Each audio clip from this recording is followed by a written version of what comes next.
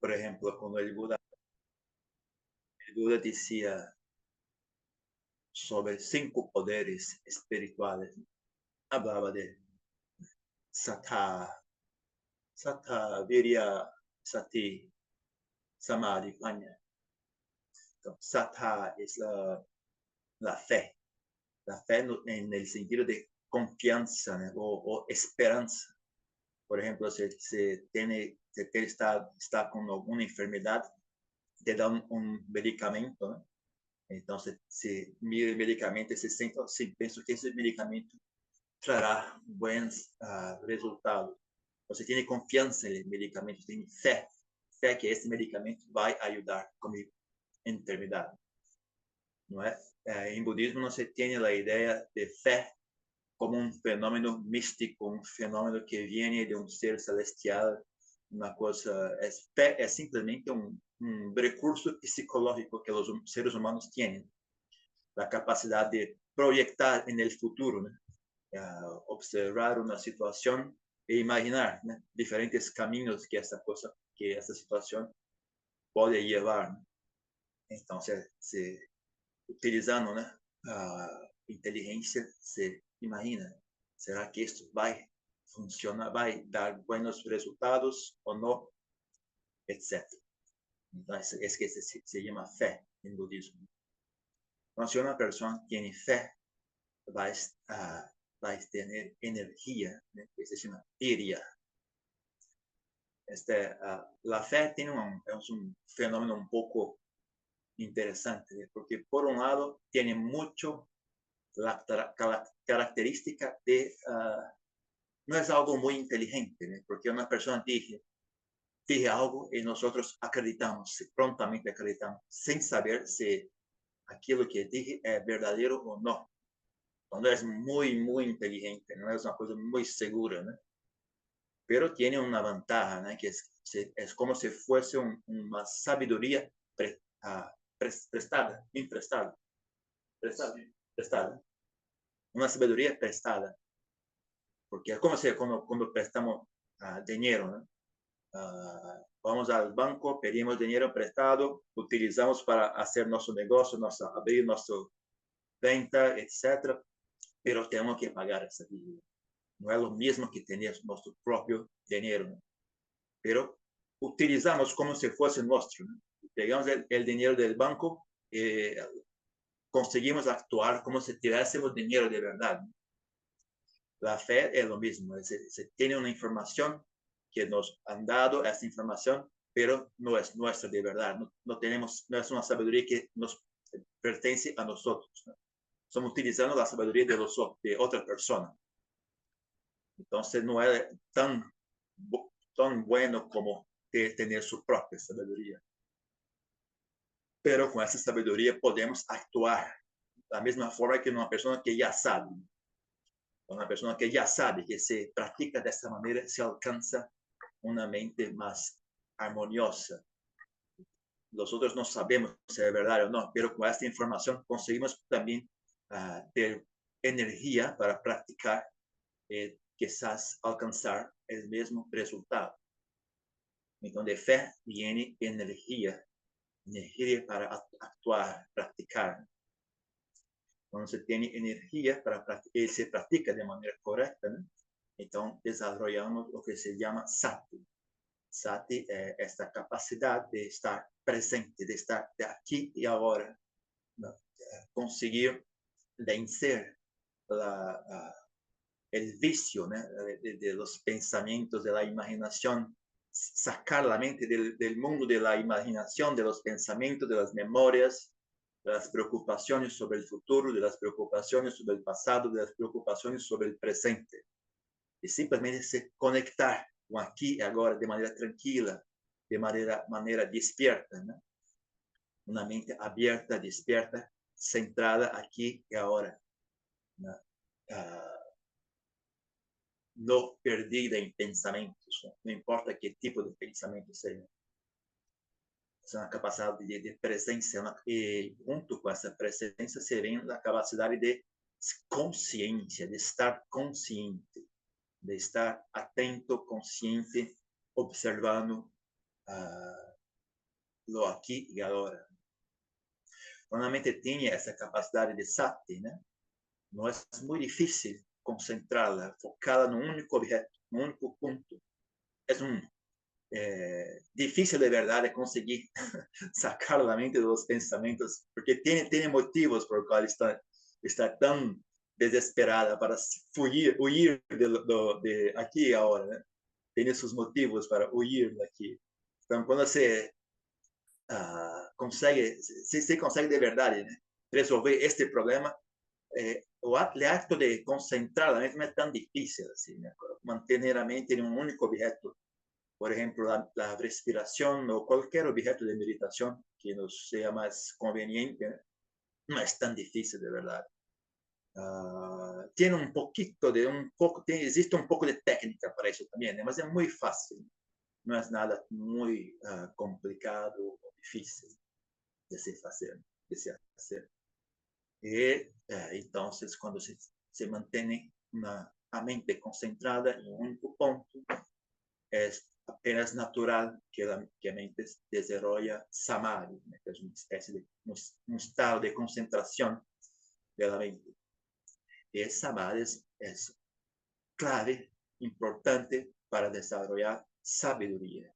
Sabiduría no que dice respecto a actuar en día a día, el trabajo, la sociedad, las cosas más mundanas, ¿no?, exteriores, ¿no? Pero ahora ya hablamos de sabiduría que tira o saca las raíces, ¿no?, de las impurezas mentales. Porque esto no ocurre en un nivel superficial de la mente, no ocurre en el nivel de los pensamientos, por ejemplo. En el nivel de pensamientos, sí, se expresa también en el nivel de pensamientos, de que existe un aspecto del budismo que se llama visión correcta, ¿no?, que ¿no?, tiene una parte de punto de vista correcto, que significa qué es nuestra opinión sobre el mundo, cómo pensamos, cómo enxergamos, cómo vemos las cosas a nuestro alrededor, qué tipo de reacción tenemos para las cosas de este mundo. Para eso no necesita samadhi para hacerlo, para tener visión correcta, ¿no? En este nivel superficial, samadhi no es tan necesario, ¿no? Pero cuando se dice en términos de realmente, ¿no?, alcanzar el interior de la mente, el interior donde realmente están arraigados esas impurezas mentales, entonces samadhi es necesario, ¿no? Es le da acceso a niveles de su mente que no están separados, no están escondidos, están bien allá. Es solo una cuestión, no tenemos capacidad, nos falta habilidad para hacer contacto, habilidad para trabajar con la mente de manera más integral, no solamente de manera superficial. Y entonces ese se llama los Panchabala, ¿no?, los 5 poderes, ¿no? Entonces, fe, energía, sati suele ser traducido como atención plena. Pero no me gusta mucho esa traducción, entonces yo prefiero decir sati, ¿no? Sati, samadhi, sabiduría. Y curiosamente, empezamos con fe. Pero ¿dónde viene la fe? Muchas personas pueden pensar que la fe viene de una entidad celestial, una entidad mística, o viene de la inteligencia, del raciocinio.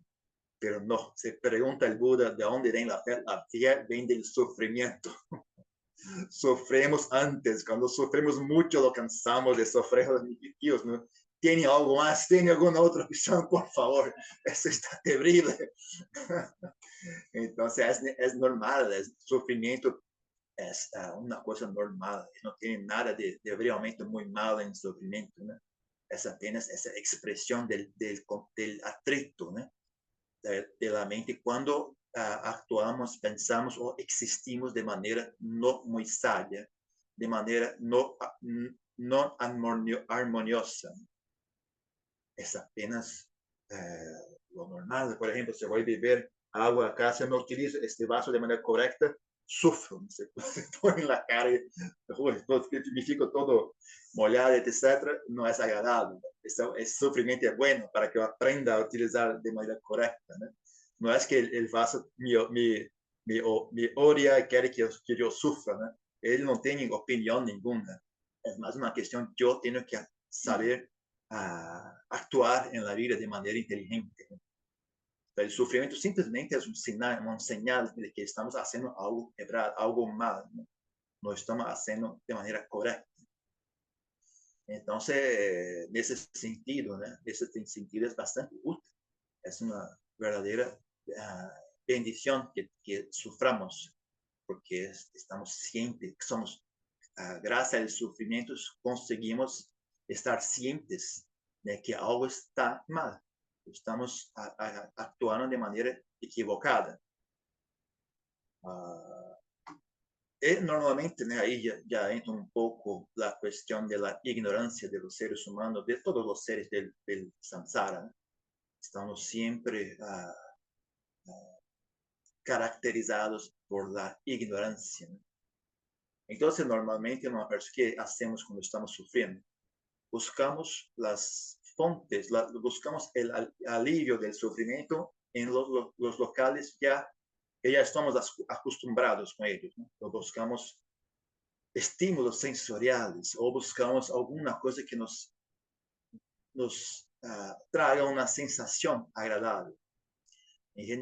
Suele, cuando tenemos una sensación de sufrimiento, no tenemos de verdad una técnica para que el sufrimiento cese.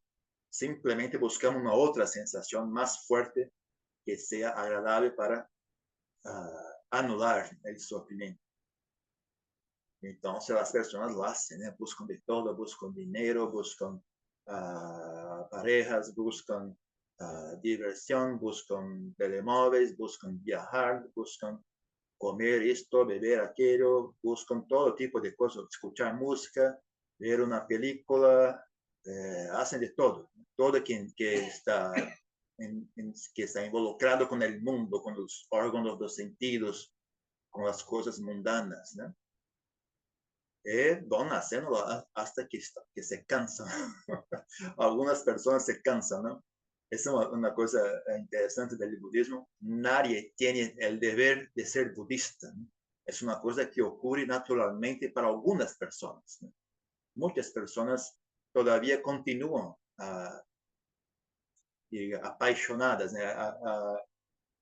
Encantadas con el mundo, ¿no? Todavía continúa con esperanza, sí, el mundo es algo satisfactorio, voy a encontrar satisfacción en el mundo, que es el mundo del samsara. Entonces no tiene ningún problema, eso no es ni un crimen o algo de tipo, no es un pecado, no es nada de malo, ¿no? Solo que el mundo es un local bastante incerto, ¿no? Siempre se está siempre en contacto con esta dualidad de sufrimiento y felicidad, placer y dolor, ¿no? Suceso y pérdida, ganar y perder, etc. Crítica y elogios, vida y muerte, ¿no? Então, tanto quanto las personas le guste esta situación, no te incomode esta situación, ¿no? Está bien que vivan cuanto dejen vivir, ¿no? Pero para algunas personas es normal, después de un tiempo, se comienza a se cansar de todo esto, ¿no? Pues se comienza a tener una curiosidad, ¿será que no existe algo más?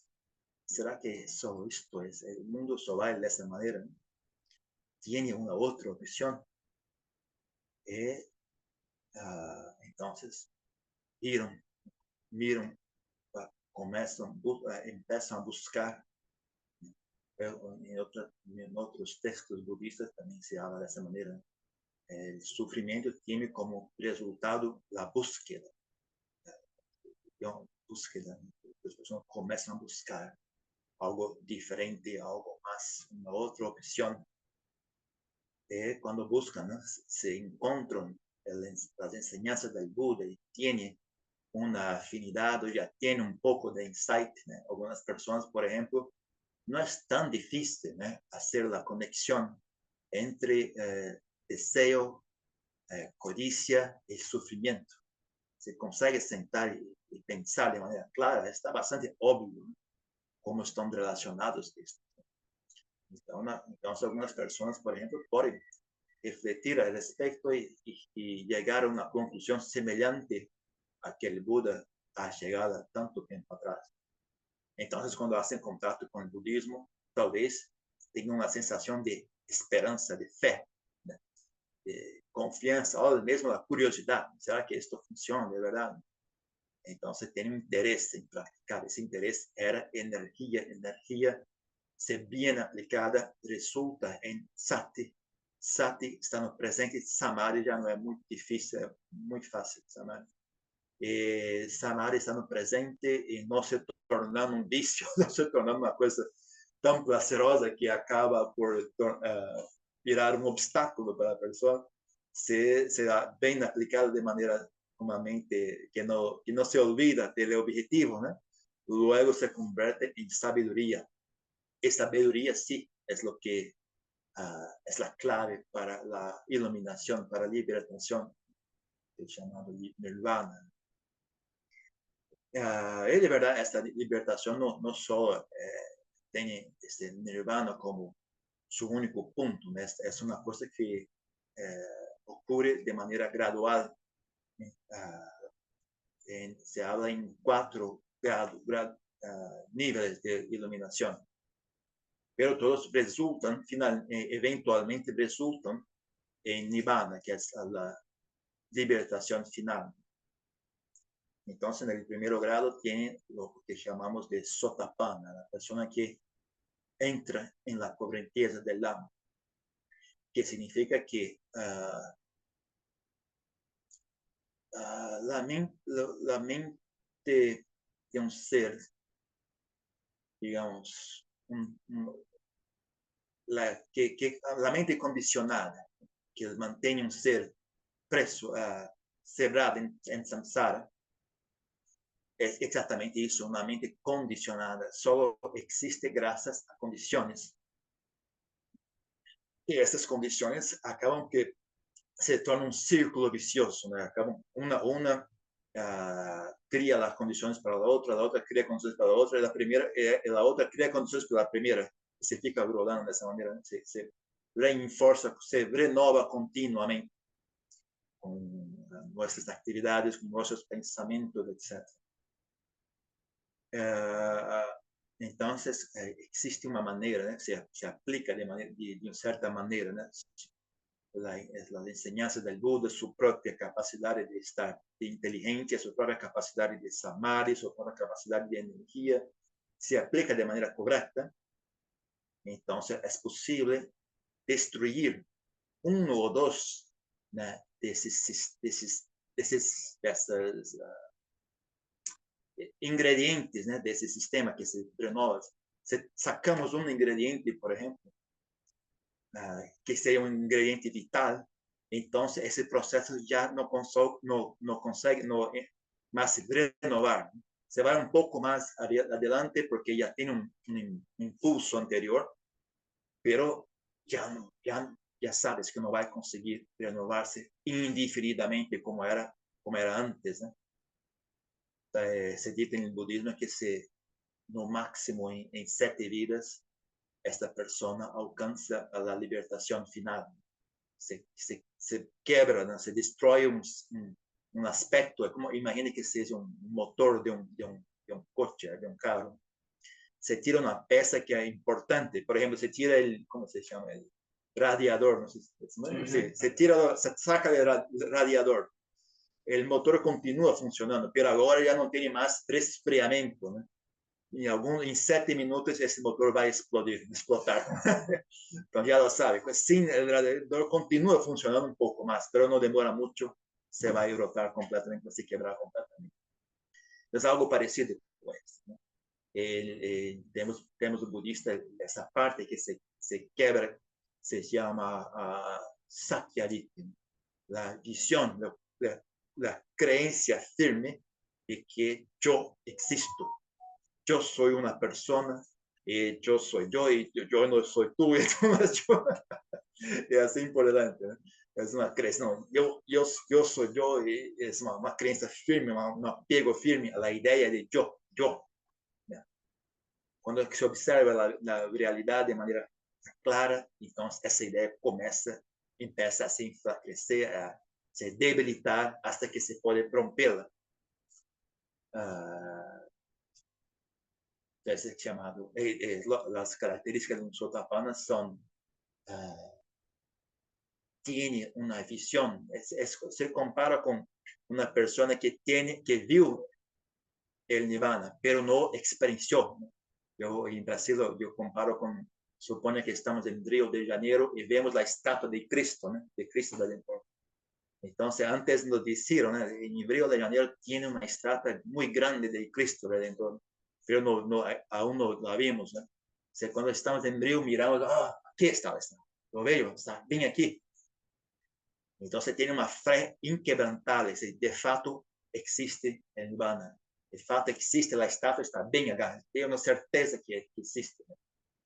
Él también se viene con esta una visión clara de cuál es el camino que lleva a la estatua. Si una persona diga, para llegar a esta tiene que ir en esta dirección, no, está bien acá, no es para allá, es para acá. Tiene una visión clara, este es el camino que lleva a la estatua, no es para allá, es para acá. Entonces tiene una visión clara de cuál es el camino que lleva a la iluminación. Entonces tiene una fe inquebrantable en el Buda, en el Dhamma, en el Sangha, y consecuentemente en Nibbana.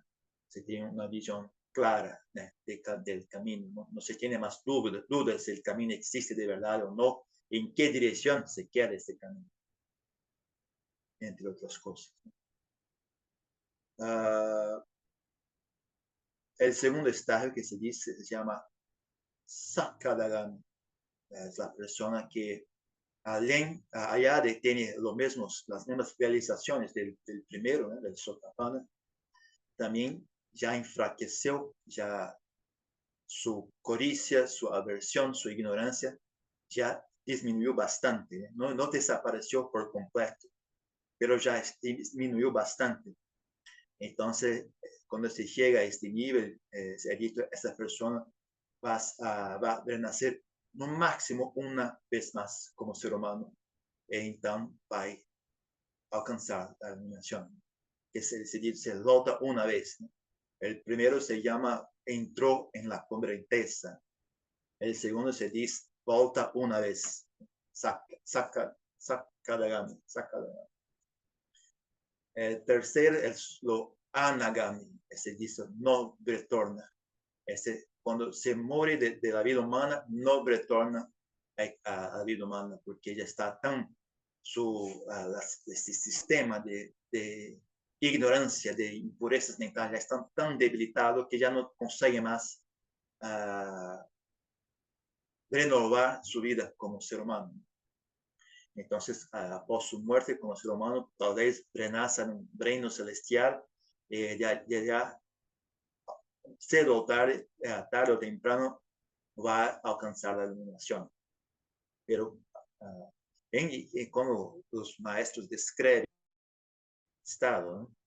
La característica que parece más fuerte es que ya perdió completamente cualquier forma de deseo por existencia corporal, cualquier tipo de cuerpo.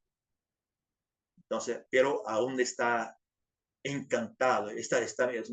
Muchos cuando lo describen, es como se trabaja tan fuerte en purificar la mente, purificar la mente, purificar la mente. Entonces se encantan por esta mente purificada, esta mente se aparece maravillosa para ellos. ¿No? Una mente perfecta, simplemente un brillo hipnótico, una cosa así maravillosa. Muchos piensan que están iluminados, ¿no? Cuando hacen contacto con ellos, se enganan y piensan, aquí está la iluminación. ¿No? pero aún tiene un apego que yo estoy experienciando. Esta mente es mía mente maravillosa, mi mente brillante. Ainda tiene la actitud de yo estoy aquí experienciando esta mente. Entonces, no está completamente iluminado. Entonces, cuando se quiebra por completo, también se no tiene más apego a ningún tipo de existencia corporal y ya no tiene ningún tipo de apego a una existencia mental, entonces digo, la persona alcanza la liberación final, el nirvana. ¿Y qué sucede después? El nirvana, nadie, no es lo caso que nadie sabe, algunos saben, pero no hablan, no hablan porque es el llamado incondicional. Entonces nosotros experienciamos una existencia condicionada, imposible para nosotros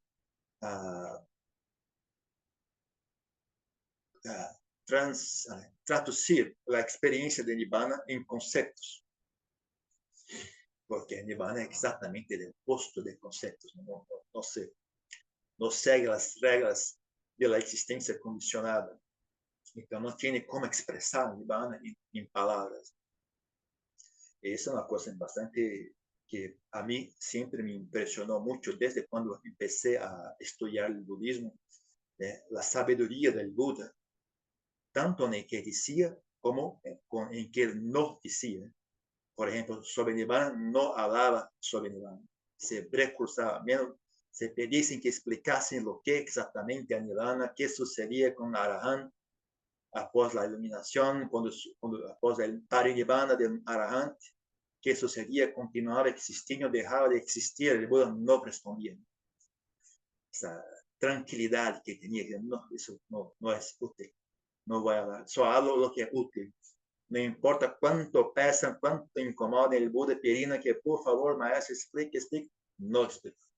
No tenía ninguna ansiedad, ninguna preocupación, no estaba preocupado si le gustaría o no gustaría, por ejemplo, una cierta ocasión, un monje adicto, ¿no?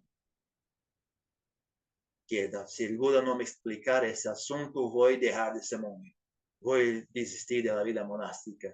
El Buda, sí, por favor, adelante. Jamás le prometí jamás le pedí que venga a ser monje para que te explique tal cosa, ¿no? Nunca ha hecho esa promesa, ¿no? Entonces el Buda no tiene ninguna preocupación, ninguna ansiedad, tranquilo, y mucha certeza, ¿no? En lo que estaba haciendo, mucha certeza en su propósito, solo lo hacería lo que es útil para que las personas alcancen la iluminación. Si algo no es útil, no hablo, no hago, no importa cuánto pesan, cuánto reclamen, briguen, paleen, me incomoden, no voy a dar. Entonces el budismo Theravada se tiene mucho es una sabiduría equilibrada, ¿no? No es una persona, cuanto más se explica, mejor. A veces no, tiene que explicar solamente lo suficiente. Si explicar de más, ya hubiera un problema, ya no es más útil, se torna un obstáculo, ¿no? Esa característica de equilibrio, no mucho, no poco, solo es suficiente.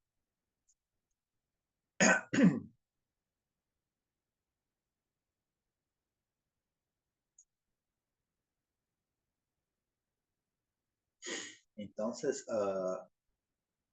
por eso también que el Buda llamaba, cuando llegó la hora de exponer el Lama, ¿no? La primera cosa que dice fue sobre el sufrimiento.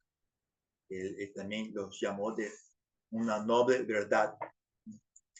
Exactamente la cosa que los seres humanos que más tienen odio, que más no quiere, de Buda llama, esta es una noble verdad.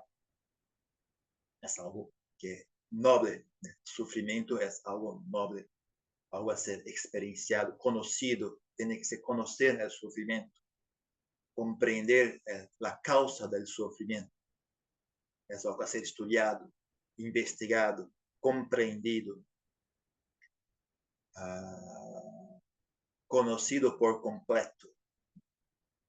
cuando se conoce por completo la causa del sufrimiento, el sufrimiento es la causa del sufrimiento, entonces es posible manifestarse el fin del sufrimiento. Es posible ver los caminos que lleva al fin del sufrimiento. Entonces, seguir el camino que lleva al fin del sufrimiento, se alcanza el fin del sufrimiento. Entonces, la práctica budista es un poco diferente, la actitud budista es un poco diferente de la actitud de las personas en la sociedad. Los valores budistas son un poco diferentes de los valores de las personas en la sociedad. Lo que las personas en la sociedad dicen algo que no es bueno, es algo a ser evitado. El Buda dice es algo noble, es algo a ser estudiado. Lo que las personas dicen es algo bueno, es algo que debemos buscar esto. El Buda decía, este es algo bajo, es algo sucio, algo que no se debe buscar. Y así por delante. Entonces, es una cosa a ser estudiada, es por eso que es tan bueno.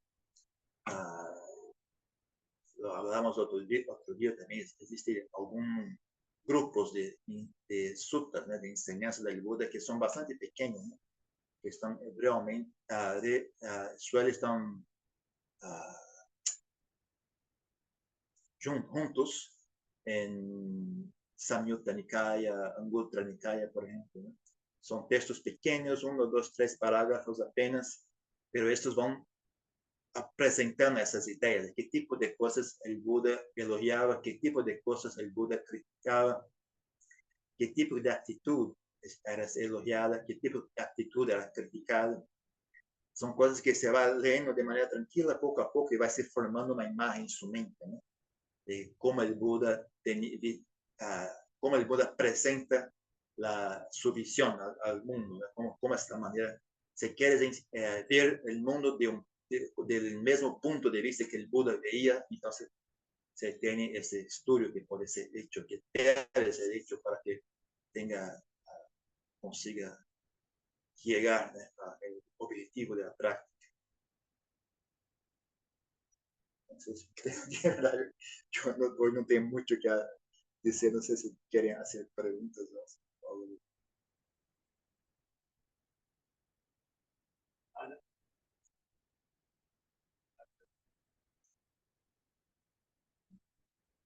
Las personas que están en el internet también pueden hacer preguntas.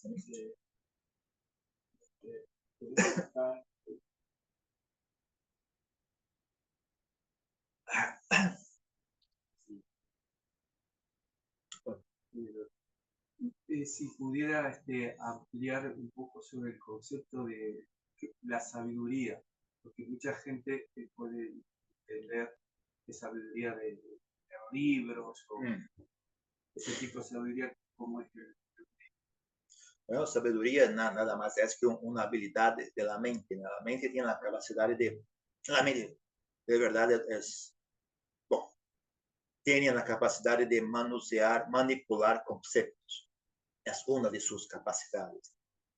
Entonces, la sabiduría es habilidad en manusear conceptos.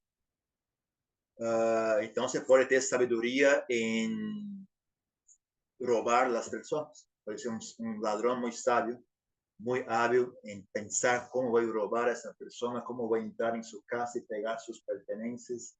Es una sabiduría en robar, inteligencia en robar. Pero cuando hablamos en alcanzar la liberación, o mesmo cuando hablamos en tener una mente sana, una mente armoniosa, una mente que está bien hecha, ¿no?, una mente fuerte, una mente sana. Entonces, es un otro tipo de sabiduría, no es una sabiduría que no envuelve muchos conceptos, la verdad, no es una sabiduría de pensamientos, a pesar de que también se expresa en pensamientos, ¿no? También se requiere una habilidad en pensar, ¿no? Tiene que pensar con inteligencia, pero aún es un tipo de sabiduría que es bastante mundana, ¿no? pensar con inteligencia no es algo, no se necesita budismo para esto, ¿sabes? Para aprender a pensar con inteligencia.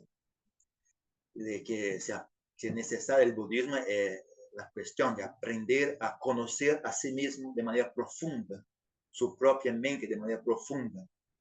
Y teniendo conocido a sí mismo de manera profunda, saber utilizar su mente por completo, ¿no? Todos los aspectos de su mente, saber remover las impurezas que están fundas en la mente, saber desarrollar buenas cualidades mentales profundamente, desde abajo acima, ¿no?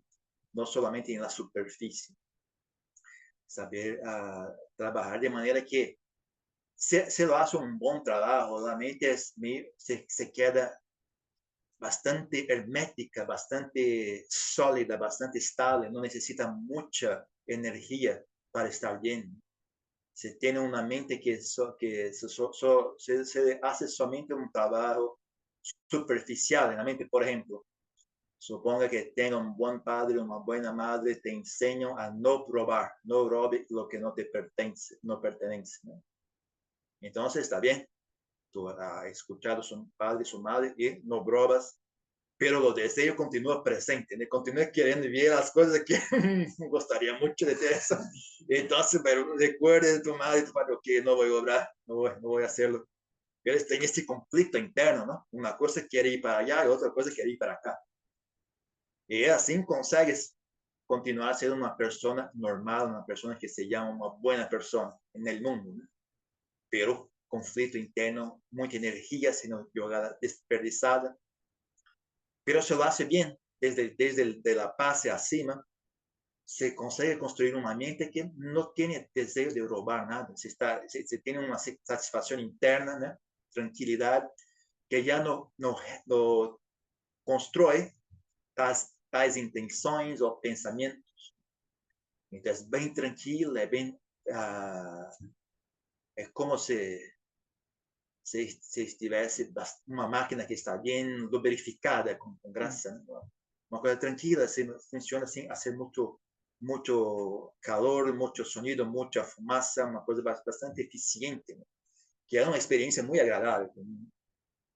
E essa experiência agradável não somente é agradável aqui e agora, mas também abre la posibilidad de liberación para aquellos que tienen interés en liberación.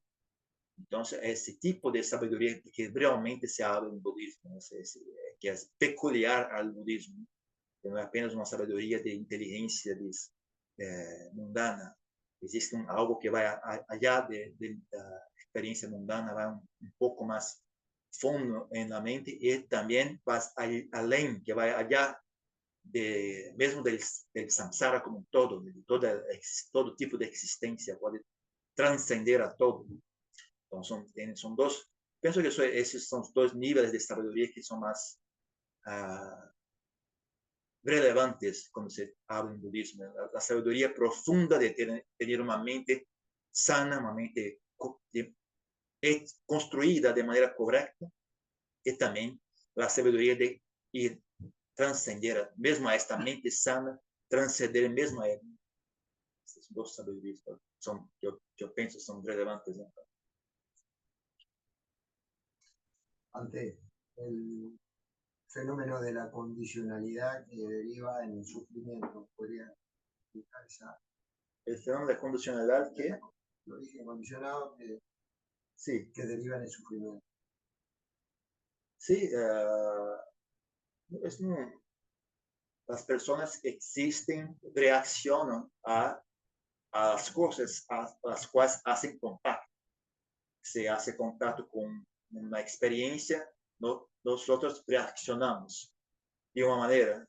Si hacemos contacto con otra experiencia, reaccionamos de otra manera. Entonces, suele ser los humanos, cuando en contacto con el sufrimiento, reaccionan buscando placer. Cuando en contacto con placer, reaccionan queriendo agarrar, no dejar que pase, ¿no? Experienciar más placer. Es lo más común, ¿no? Lo más usual. Entonces, apenas neste ponto, né, apenas uma questão de aprender uma maneira mais sábia, né, de reaccionar. perder el hábito antiguo y desarrollar un nuevo hábito, ¿no? Cuando en contacto con sufrimiento se reacciona de una manera más sabia. Muchas veces también el contacto con el sufrimiento te hace reflexionar, refletir, pensar al respecto. Muchas veces, como lo dije, el sufrimiento es bueno porque apunta directamente a un error que estamos cometiendo. Entonces, yo mismo muchas veces tengo esa experiencia, ¿no? Cuando hizo contacto con una situación de sufrimiento, mi mente ve dónde está el error, para de agir de manera equivocada, e entonces inmediatamente experiencia tranquilidad. Eso puede ser es un buen profesor, un buen maestro. El sufrimiento puede ser un buen maestro, pero hay que tener un poco de cuidado, porque el sufrimiento es bueno, pero si está muy fuerte, puede destruirte también, ¿no?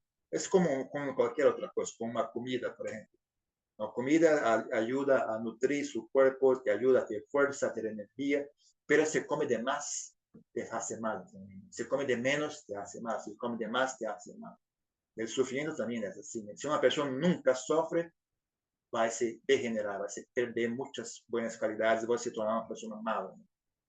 Pero si también se sufre de más, también no es bueno.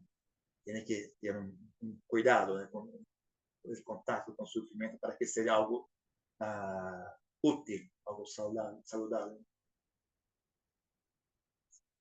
Hay una pregunta aquí de Carolina, dice, para presentar la fe de esta mente occidental, además de la práctica y observar los resultados, ¿recomienda alguna otra cosa, alguna otra forma? Bueno, yo pienso que el problema de la idea de fe en Occidente es un poco tenso. La idea de fe, lo que estamos acostumbrados, ¿no? Que viene del cristianismo, es un asunto un poco tenso y estresante, ¿no? No me gusta recomendar a las personas a fabricar fe de manera intencional, ¿no? Me gusta más que la fe sea una reacción natural de su experiencia, ¿no? Yo pienso que así es la manera más saludable de tener fe, ¿no? Una cosa que conforme va experienciando un resultado, va comprendiendo las enseñanzas, vas vendo la sabedoria del Buda, vai enxergando, vendo como então se cria, empieza a surgir fé espontaneamente, ¿no? Se começa a parecer espontaneamente. Pero cosas que pueden ser úteis, se no te criam uma reação negativa, ¿no? Por exemplo, ter um altar em casa, prestar reverência, hacer um altar. Pues es como se utiliza también esas características de los seres humanos, ¿no? Nuestro aprecio por la belleza física, ¿no?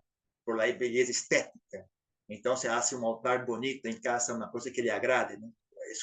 Elige una estatua de Buda que pensa ser bonita, coloca flores, coloca colores que te agradan, las imágenes que te agradan, de manera que sentar en frente al altar seja un placer, se sienta bien em frente ao altar, que ele guste mirar a estátua, mirar o altar. E então se sinta, pode ter um altar em casa, prestar reverências, fazer os cânticos também, né? Recitar os cânticos budistas. Também, né? Não tem nenhuma mágica, não tem nenhuma energia escondida por nada. Podes elegir os cânticos que mais lhe agradem. Elija os cânticos que têm um sonido que lhe agrada. Elija los cánticos que tienen un significado que le inspira, ¿no? Que le trae inspiración. Entonces, esos gestos, esas acciones, ¿no? De prestar reverencia, mesmo sentar y mirar el altar, es también una cosa me gusta mucho oír las historias de los grandes maestros, me trae mucha inspiración, mucha energía, ¿no?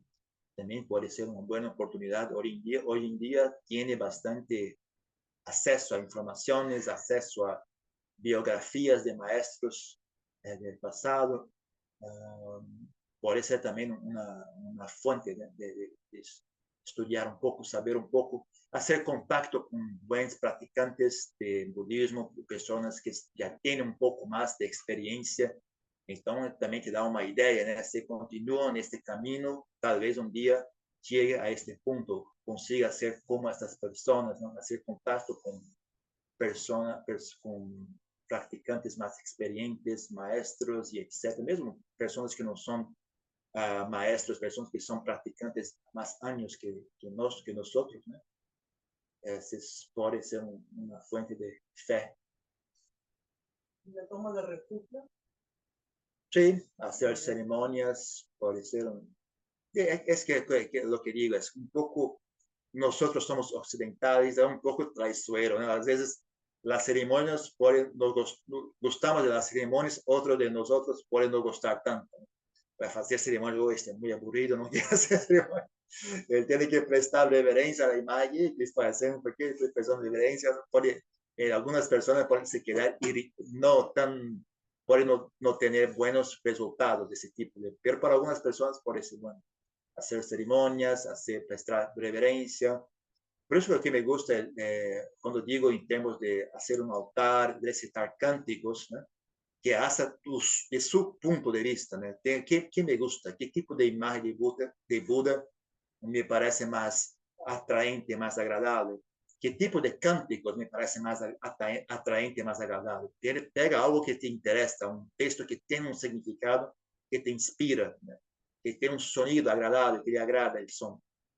Entonces, así es más probable que vaya a tener buenos resultados, ¿saben? De esa manera. El problema es que ya pensamos, por ejemplo, se habla en prestar reverencia, en hacer cánticos, pensamos en oraciones de la iglesia, que tiene que ser una oración que recitar de esa manera. Eso no es así, ¿no? Esa oración es para adorar a un Dios, a una entidad mística, pero en el budismo no se pasa de esta manera, ¿no? Cuando prestamos reverencia, no prestamos reverencia, ahí está el Buda ya está en Nibbana, no tiene nada que ver con esto, ¿no? La estatua del Buda no necesita de reverencia ninguna, no tiene ningún beneficio a la estatua del Buda si prestamos reverencia o no, ¿no? Es un entrenamiento para nosotros mismos, ¿no? Es un entrenamiento en humildad, es una manera de expresar admiración, es una manera física de expresar gratitud, admiración, reverencia, ¿no? Entonces, sentimos reverencia, podemos expresar esa reverencia de manera física, con gestos, ¿no? Y también las recitaciones no tienen nada que ver con el Buda. El Buda no está escuchando sus recitaciones. No está contento porque está recitando, no está mirando, oh, muy bien, continúa. El Buda no te importa, no importa tanto si recitamos o no. Pero es una cosa que debes si sentimos que nos trae energía, nosotros nos sentimos contentos, nos sentimos satisfacción en hacerlo, entonces lo hacemos. Por tanto, elegimos los textos que más nos agradan, elegimos lo que gustamos, no gustamos de eso, no precisa recitar. Recita solo lo que te agrada, ¿no? Y de esta manera se consigue también desarrollar más energía, más placer en practicar más, una conexión más fuerte con la práctica, así, ¿no?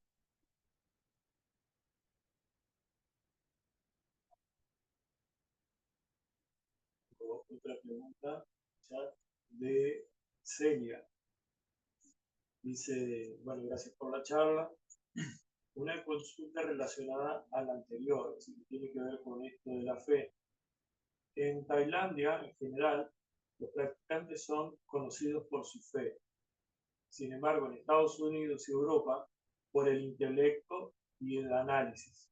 ¿Cuál podría ser, en su opinión, el rasgo particular del budismo en Latinoamérica o Sudamérica? Oh, no sé, es una cosa que tenemos que esperar para ver también. Yo no tengo como saber cómo eso va a ser desarrollado. no está sobre mi control. Esa pregunta nos dice las cualidades de acuerdo a nuestra personalidad, cómo se desarrollaría. Sí, no sé también. No sé tampoco. No sé tampoco. Pero en Tailandia, el budismo es la religión del país, ¿no? Que también en otros países. Entonces, la religión de la nación. Entonces, cuando es la religión de la nación, la mayoría de las personas son budistas porque sí, porque dijeron que sea budista. No son budistas porque ven valor en el budismo, no son budistas porque se sienten inspiradas a ser budistas. Cualquier sociedad, las personas tienen necesidades, ¿no? Entonces, una necesidad de todas las sociedades es la necesidad de creencias, la necesidad de rituales, la necesidad de supersticiones, también supersticiones, creencias, rituales. Es una manera que los seres humanos como un todo, ¿no? Es una necesidad de expresar, de procesar ciertas emociones, ciertos miedos, ciertas alegrías, entonces procesa todo eso muchas veces a través de la creencia, rituales, supersticiones.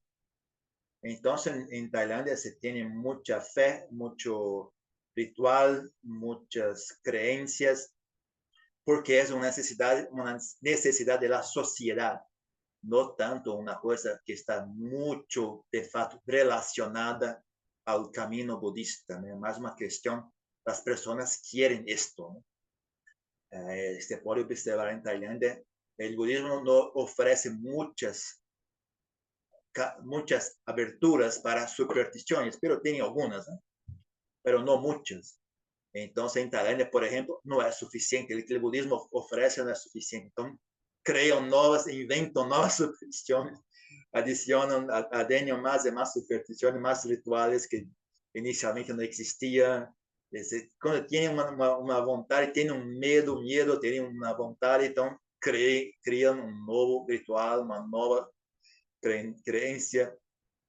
Entonces tiene que también que hacer una separación, ¿no? Que es que el Buda enseñó y que es que las personas en Tailandia hacen, porque son intereses diferentes, ¿no?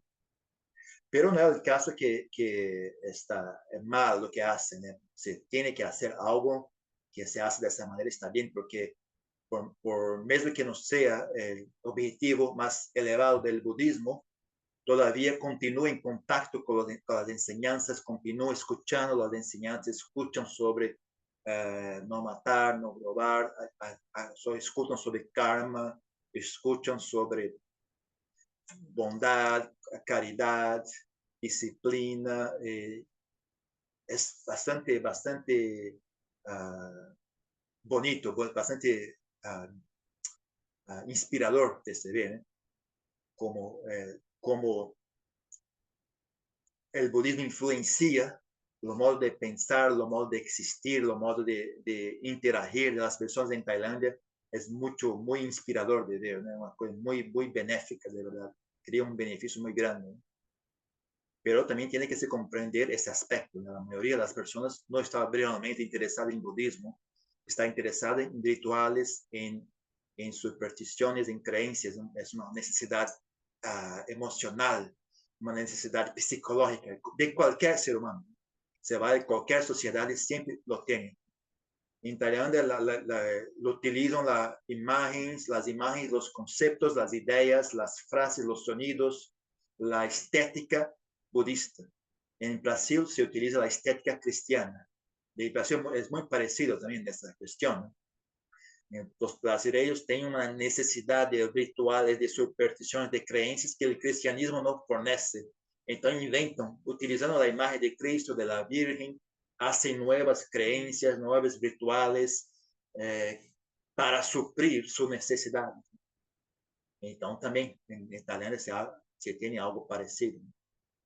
En el occidente es una actitud más vinculada al intelecto, al racionalismo. Eso también es apenas una característica de las personas que tiene también un poco que ver con cuál es su puerta de acceso al budismo.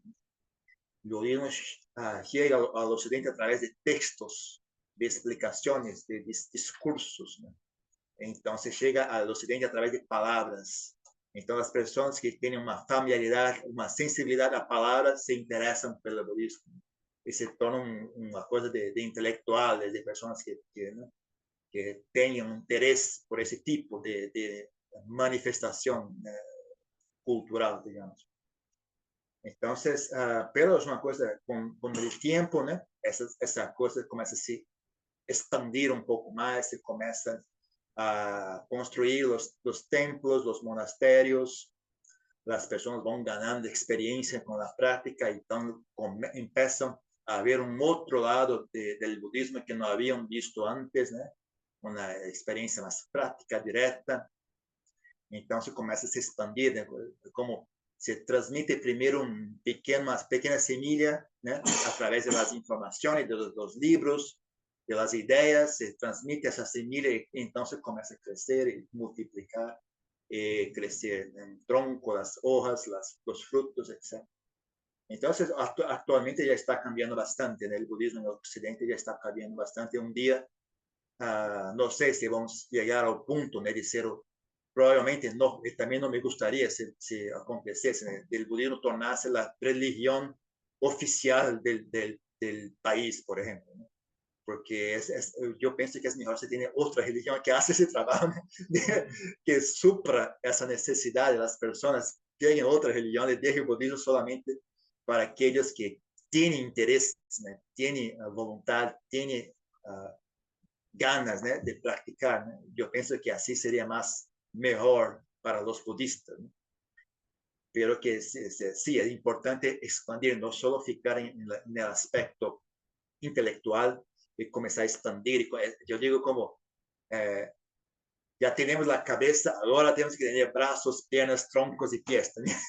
Actualmente en un budismo cabezón, una cabeza gigante, explicando todo, pero no tiene pie, no tiene brazos, no consegue hacer nada. Consegue explicar mucho, pero no consegue hacer nada. Entonces están ahora ya de comenzar a desarrollar nuestros brazos, nuestras piernas en los practicantes budistas también.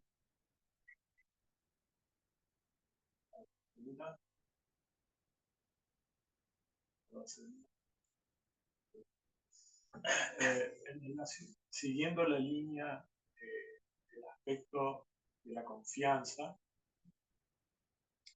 yo he escuchado que para lograr la condición de Sotapanna hay que destruir o suprimir 3 cadenas, ¿verdad? La de la duda, ritos y ceremonias, y la idea de la sustancia, del yo. Y en una ocasión el venerable Sumedo hizo una mención muy interesante, que él decía que las primeras 3 cadenas no son necesariamente factores mentales, sino que son creencias que tenemos acerca de esa cuestión, ¿no?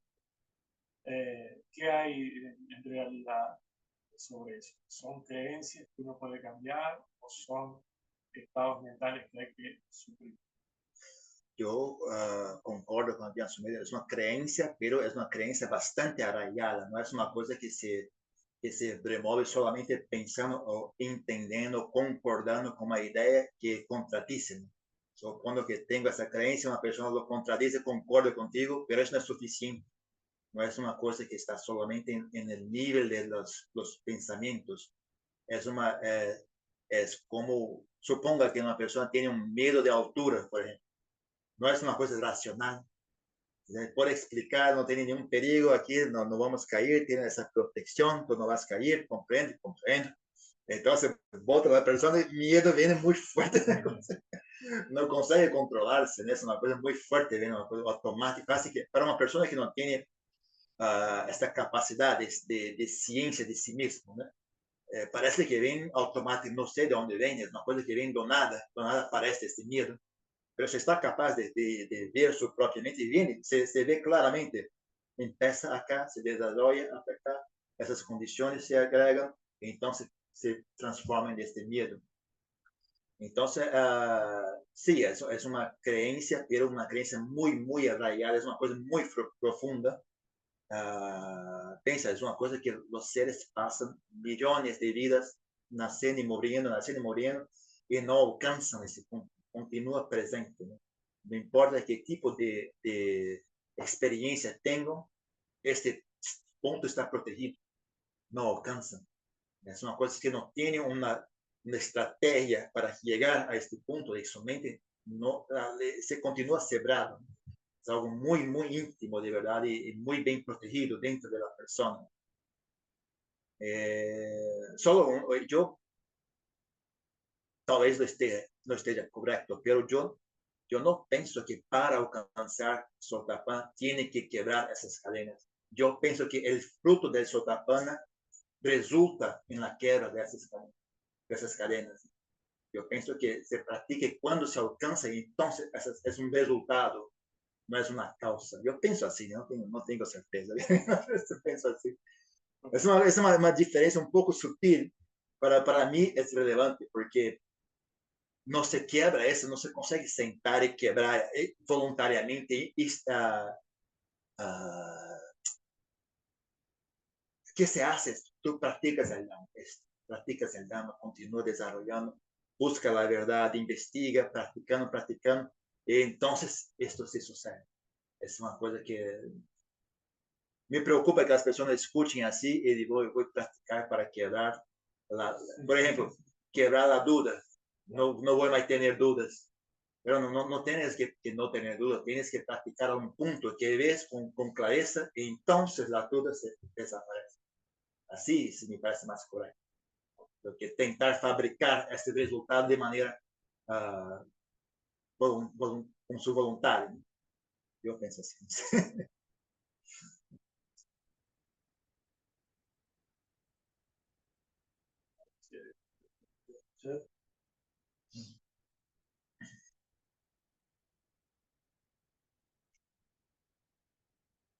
De verdade, eu talvez esteja equivocado, mas me parece que são a mesma coisa.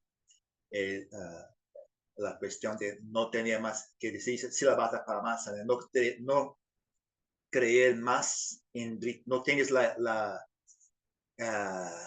no es como si fuese esperanza.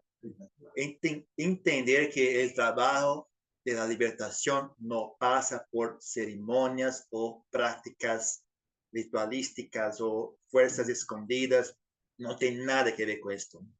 Entonces no se cree, no es que lo caso que los rituales no tienen beneficio, pero cuando se habla de iluminación, no pasa por esto. No tiene ningún ritual que va a te iluminar, que va a llevarte a iluminación. Pueden ser útiles como herramientas de desarrollar buenas cualidades mentales, de marcar una ocasión, de una persona quiere seguir los 5 preceptos, entonces hace un ritual, promete delante del monje, yo voy a seguir los 5 preceptos, y eso te da más fuerza, ¿no? Para practicar. Pero en que dice respecto a realmente alcanzar la iluminación, no se tiene ninguna, no pasa por ningún ritual, por ninguna fuerza mágica. Es apenas una cuestión de algo que está dentro de la propia mente, ¿no? Entonces, la creencia en rituales, ¿cuáles son los? La duda también. Y la idea de una sustancia de un yo. Exacto. Estos dos, se comprende que tal esa idea de yo no es algo tan hermético, no es una cosa tan sólida como piensan. Se ve que es apenas un proceso de desarrollamiento, ¿no? No tiene nada de sólido dentro de ese yo, es apenas un agrupamiento de procesos, entonces se ve una opinión y dice, esto es yo. Este mismo proceso también se aplica a las cosas, por ejemplo, las flores, el Buda, todos son apenas conceptos. Mi mente cría la idea de Buda porque tiene un padrón de color, etc. Entonces tiene un proceso que cuando identifica ciertos padrones de color, de textura, de calidad se dice, este se llama Buda. Pero na verdade tem muito mais que ver com minha mente do que com o que está no exterior, ¿no? Essa mente interferindo e aplicando, distorcendo, né, o que se experiencia. Então, ele também, no que diz respeito a los rituais, também vem disso, né? Você tem essa, você já enxerga, você já vê claramente que é apenas um processo que se desenvolve. A ideia é que existe uma mágica de algum local externamente que tem um poder para isso não faz sentido, né? Não faz mais sentido. E também a questão de não ter mais dúvidas, né? Está bastante claro, se enxerga de maneira correta, né? O que está sucedendo, não tem como le dije, né? Não tem como alguém dizer, a estátua del Cristo está para allá. Não, não está para cá. Estou vendo, está bem aqui, está. É uma coisa, quando se vê de verdade, eu penso que é assim que essas coisas se manifestam, são todas conectadas com um só ponto. Eu penso assim, não sei.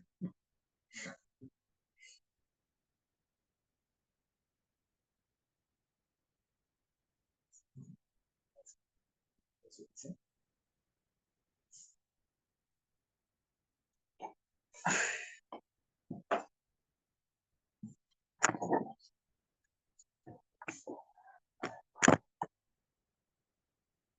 Araham Sama Sambuddho Bhagava Buddhang Bhagavantang Adivade.